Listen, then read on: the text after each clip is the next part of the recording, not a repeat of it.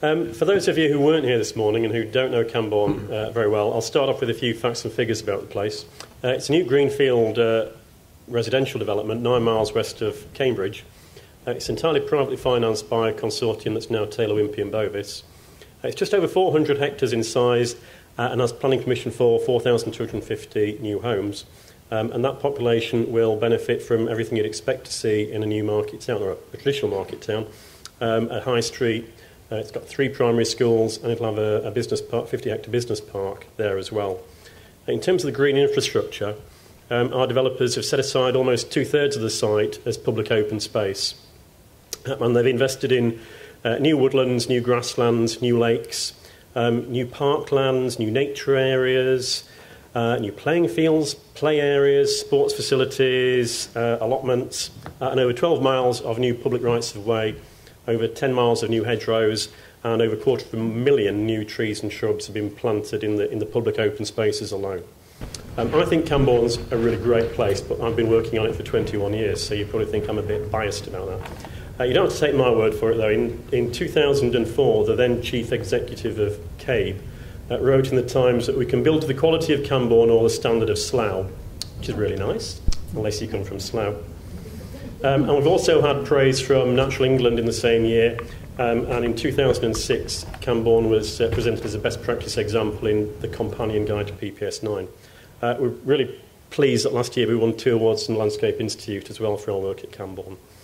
Most of the praise that Camborne gets is for its green infrastructure, for its open spaces, and that all goes back to the 1995 master plan. That master plan was drawn up not by landscape architects, but by a team led by Terry Farrell, who are architects, but they took a very much a landscape-led approach to the master planning of Camborne. We were the landscape consultants involved on the team, and the ecologists on the team back then were ESL. And the primary aim back then for the master plan was sustainability. And although everybody knows what that means now, back in 1995, it doesn't seem that long ago, but it's a lifetime for some people, people weren't sure what sustainability meant. And I'm not sure that the design team really fully understood everything that we now know and think about sustainability. So we kind of did some brainstorming and came up with some kind of sub-aims of the primary aim. And 3 that were particularly important to us as landscape architects were the aim to protect and enhance existing features of landscape and ecological value, to enhance biodiversity, and to encourage non-vehicular movement. And together those 3 aims really helped us to create a very strong landscape structure plan, or what we would now probably call a green infrastructure network for Camborne. So what were the existing features of landscape value that we had on the site? Well, although the site was 400 hectares, it had very little of landscape value. There's a field there on the west of the site, which is 300-acre field that had nothing in it. That balcony has more ecological value than that field had back then. The site did have a scattering of woodlands, which are all neglected, a few neglected remnant hedgerows, a few polluted ponds, and a few trees in the site. We made sure that those were all retained in the master plan and retained in the public realm of the master plan. What it had 2 valleys, very shallow valleys, running through the site, and we used those to create 2 green wedges which divided the site into 3, into the villages of Lower Camborne, Great Camborne and Upper Camborne, and they were connected by the high street which runs through the middle. And then each village had its own village green, and those village greens were connected to the wider landscape by a series of greenways.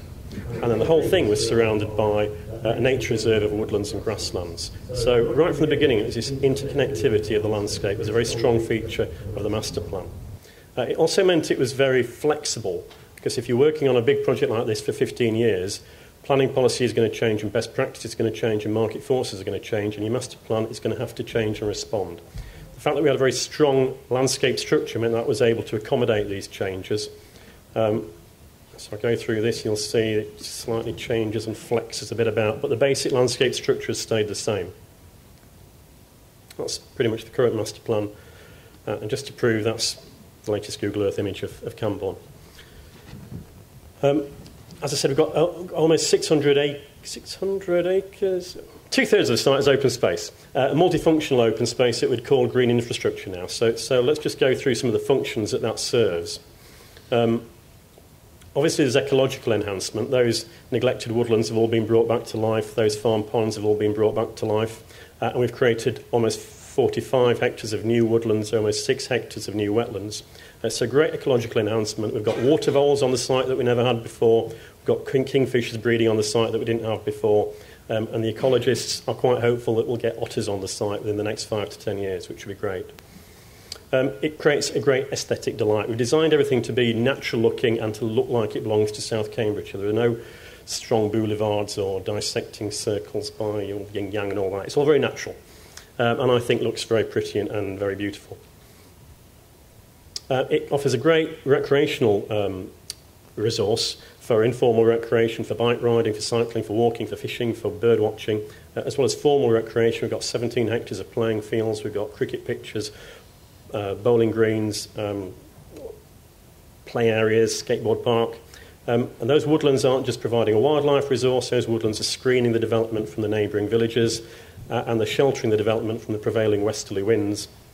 It also provides a great educational resource for the 3 primary schools on site, and we've made sure that the primary schools' playing fields also connect into the green network. So just as you wouldn't think of designing a road that didn't connect to the rest of the road network, those green playing fields connect with the rest of the green network. It also offers food production. We've got 2 lots of allotments on site and a community orchard, and we've designed in paddocks that hopefully will get livestock grazing on site as well in the future.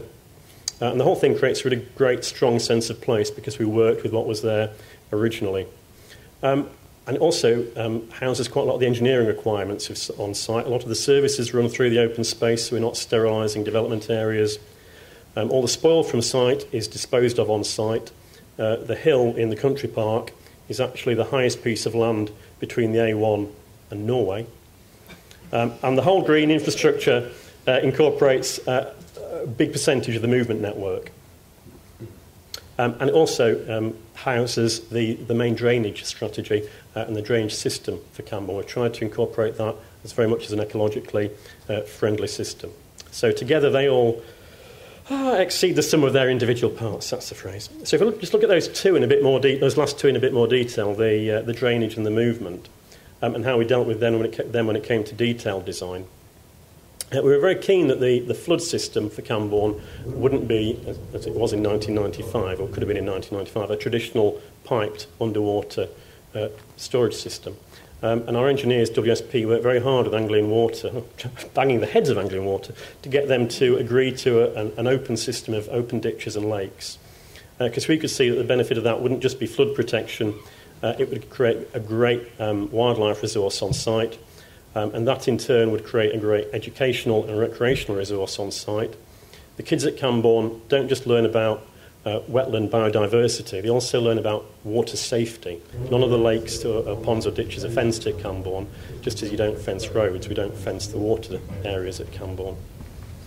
It's really attractive, it enhances a sense of place, and because it was all designed in from the beginning, it's been really cost effective to deliver for our clients. In terms of movement, right at the beginning we designed in a whole system of safe non-vehicular routes, footpaths, cycleways and bridleways, linking where people lived with where we thought they would want to visit, and also linking to the wider footpath and bridleway network outside of Camborne, to provide a whole series of safe off-road alternative routes for people to use to get about.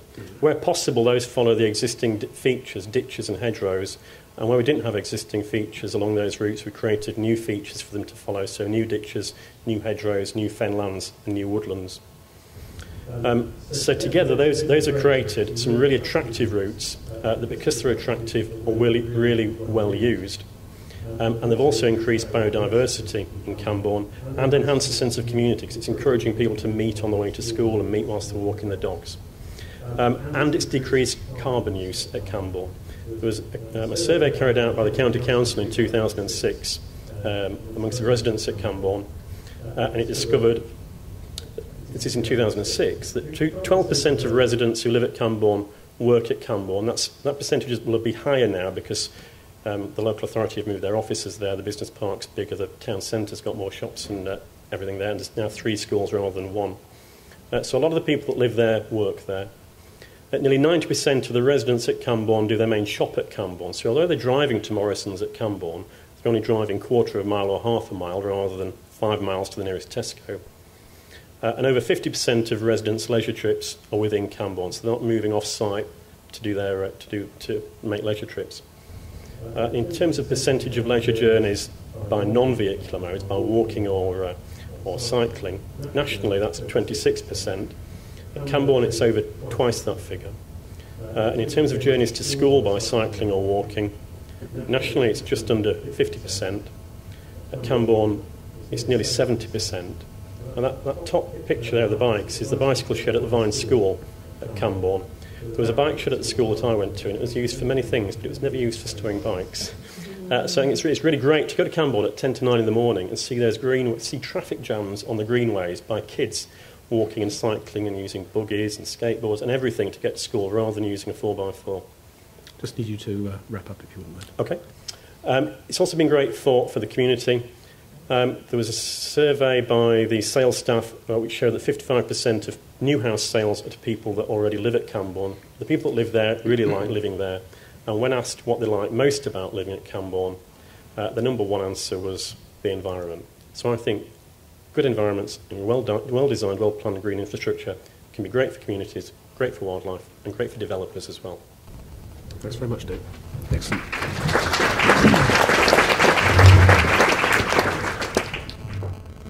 Right, we're now turning to a